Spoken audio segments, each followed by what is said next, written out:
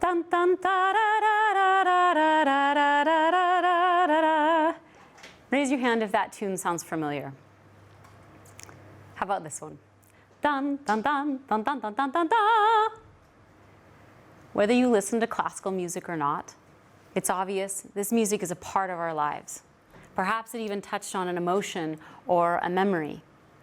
Isn't it interesting how music can influence how we feel? For me, music is the world's emotional voice. Now, raise your hands if you can recall a piece of music composed by a woman, or perhaps the name of a female composer. We don't really hear much about them, do we? The tunes I sang for you were by Beethoven and Mozart, and their music and their names are imprinted on our brains thanks to popular culture and music class. And these voices from the past give us a sense of cultural identity. So, what's the problem? Imagine that you have a daughter who is an incredibly gifted musician. She sits at the piano and she can create her own music, perhaps even before she can read. One day, your daughter comes to you and says that she wants to be a professional composer. Perhaps you are not quite sure what that entails, so you start where any good parent would, Google. And your search leads you to this image. Your daughter asks, "Why are they all men? Can women not compose? Do female composers exist? Am I going to be able to do this?" Well, the answer is yes, but it's going to be hard. Why?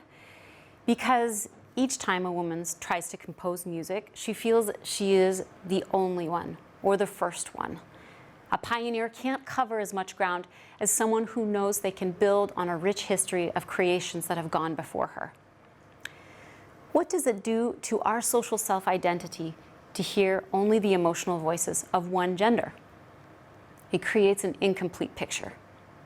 This idea is important because our brains don't like not knowing, and in spite of ourselves, we fill in the cracks with something familiar or comfortable, reality be damned. We all know from personal experience how misunderstandings can result from incomplete information. Imagine getting the text from someone that you love that says simply, "We need to talk." Nothing else. How many different scenarios can you imagine? In about an hour, you've probably drawn your own conclusions, or you've gone crazy. That's how important completing the story is to us. When faced with ambiguity, we complete the story with our hopes or our fears or both, which just serves to align the story with what we already believe is true, further concentrating and narrowing our worldview. Even the historical information we get, musical or otherwise, is rarely the whole story. Recorded history holds up a mirror to a culture's current aspirations and values, not reality. Let's take Beethoven, for example. History remembers the angry, solitary genius alone in his room, feverishly writing out masterpiece after masterpiece. What we have is a musical superhero, just without a cape. But history seems to have forgotten that Beethoven, during his life, was far from alone. And supporting his music was considered a status symbol among the elite. He had a social network that would have made Mark Zuckerberg jealous. Not only that, but he wrote draft after draft to perfect the beautiful music that we enjoy today. Would a more messy, complicated history of someone like Beethoven inspire us to create for ourselves? Let me pause for a moment to illustrate how a distorted image influenced my life. I grew up in a very conservative culture and community in the United States, and there were a lot of messages that I didn't understand at the time, or I didn't have the vocabulary yet to describe. But one thing was clear even then: no woman's voice could be as important as what a man had to say. No one came right out and said it, but all of the narratives, historic and present day, of leaders, thinkers, and innovators only featured men. According to my community's narrative, my adventures had an implicit expiration date. I would grow up, I would get married, and then I would support the ambitions of the man that I spent my life with. It was like being told that no matter how well you played the game, you would always be a spectator. The female voices that I heard were only the quiet, submissive ones that my culture, my community deemed acceptable for women. The stories I've heard about men were much more exciting. They were fighting off bears and building boats and inventing things and making important discoveries all by themselves. I used my ability to fill in the cracks with what I thought was true. It's not my place to question how things are. One day I'll look back on all this confusion and perceived inequality and laugh. But I wasn't laughing yet. So I created a shelf in my brain where I would file all the things I didn't understand. And then I sought refuge in music, all the while carrying around this shelf of secret questions to avoid and ignore. Going to graduate school taught me that asking questions was actually not such a bad thing, and that curiosity could lead to better understanding. My research showed me history that didn't make it into the narrative that I received growing up. Real people with messy and complicated stories, female composers, outsiders just like me who wanted to do something that they were told was not theirs to do, and yet they did it anyway. What's even better, I heard their messages to the world through their music. I wrote my master's thesis on Amy Beach, the first female American composer to write a symphony. The music of Amy Beach was illuminating. Someone who shared my gender wrote this. Why had I never heard of her before? Why weren't we listening to her music alongside the New World Symphony by Aaron Copland? Why was his voice still ringing while hers had faded away? Then I found that Amy Beach was far from the only female composer of her age or of any age. Women and their creations were there if I searched a little. This may sound naive, but finding out how much was missing from the music history narrative I got when growing up opened the door for me to question my community's narrative as well. My shelf was breaking. My community's perspective didn't reflect the power of the lives and creations of the women that I was studying. It was that cognitive dissonance that finally broke my shelf. I realized my community's perspective was distorted, and if I wanted a voice, I would have to break down a few things that I thought I knew. It was then that I discovered women distinct from the history that I got growing up. And I found how carefully these women, leaders, thinkers, innovators, composers, had been tucked into the footnotes of my cultural identity. Their voices brought a sense of worth and equality. The past we know, our culture's soundtrack, if it doesn't include women, is woefully incomplete. Perhaps you felt it when we happily raised our hands in recognition, and perhaps we lowered our eyes at the confusion of not knowing. Now you may be saying, well, this is nice, but she's a musician, she loves classical music, so of course this is important to her. But this isn't just my research. This is our cultural heritage. Let me introduce you to Fanny Mendelssohn, a prodigy even before her famous brother Felix could tie his shoes. She was a gifted composer. Unfortunately, unlike our imaginary daughter, Fanny didn't have the opportunity to discover female composers that had gone before her. Her father told her her gift must never leave the home. It wasn't proper for a woman to be a composer. And so she followed the traditional path. She got married young, and she stayed off the professional stage, mostly to express herself in home concerts and occasionally to publish, sometimes under her brother's name.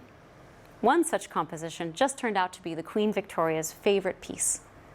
Aren't you a teensy bit curious to hear her music? She may not have been allowed a public audience, but that didn't stop her hunger or her genius to write. Her recently discovered manuscripts reveal sonatas and brilliant concertos. But what music could she have written had she been given the space and the encouragement that her brother received? Here's another great composer, Pauline Viardot Garcia was a famous opera diva from the 19th century, but she was so much more. She was an incredible pianist. She spoke 5 languages fluently. She was a sketch artist. She designed her costumes, and she composed throughout her lifetime. Not just composed, but she wrote over 450 compositions. And yet, after all of that, who here remembers her name? Would Beethoven's Ninth Symphony mean as much to us if we didn't already have the image of who he was as a person? What if the musical institutions of the 19th and 20th century hadn't adopted him as their demigod? Would the European Union have chosen Ode to Joy from the Ninth Symphony if they didn't already know who he was? It isn't enough to say, here you go, music by a female composer. We need to know their history, the obstacles they had to overcome, the facts about their lives that make them seem almost superhuman. We need to know that Amy Beach sang harmony parts along with her mother when she was just 2 years old. We need to be invited to feel the same wonder and awe at the lives and creations of female composers as we do for their male counterparts. Did you know that Clara Schumann toured Europe as a concert pianist as a 9-year-old? And at the same age when you and I were learning how to write and read, little Clara was composing complete piano pieces in her head without the help of a piano. I think that along with getting stuck in our heads, we should also have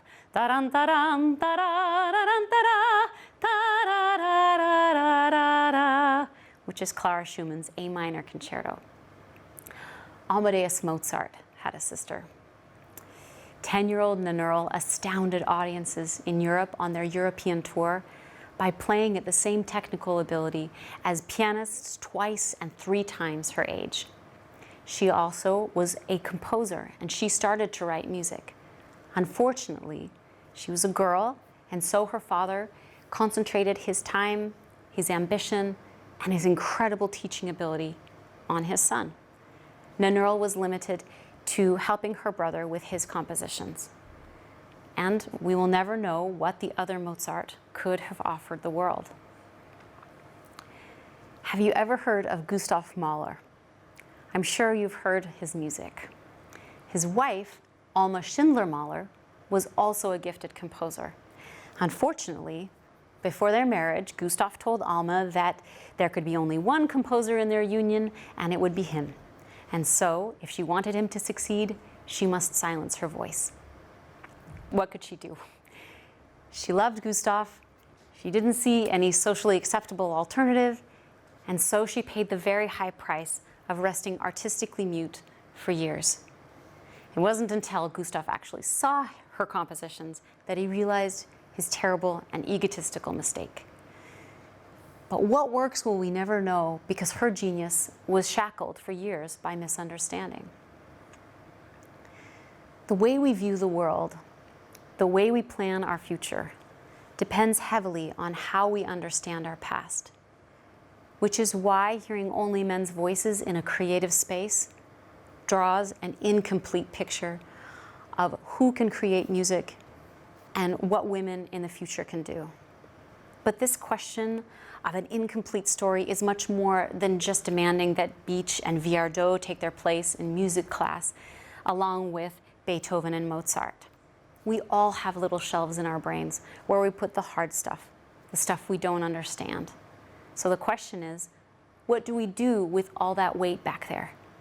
Do we allow ourselves to continue filling in the cracks with whatever is lying around, reality be damned? Or do we open ourselves up to the possibility that the story is so much bigger than what our culture is willing to see at this moment? By starting this journey, embracing the stories of our musical foremothers, we are not only passing the microphone to women, past, present, and future. We are opening the door to question our culture. Who gets to be in charge of the message and how we view history? So, let's take our imaginary daughter by the hand and let's explore the unknown. Cultural limitations be damned. Thank you.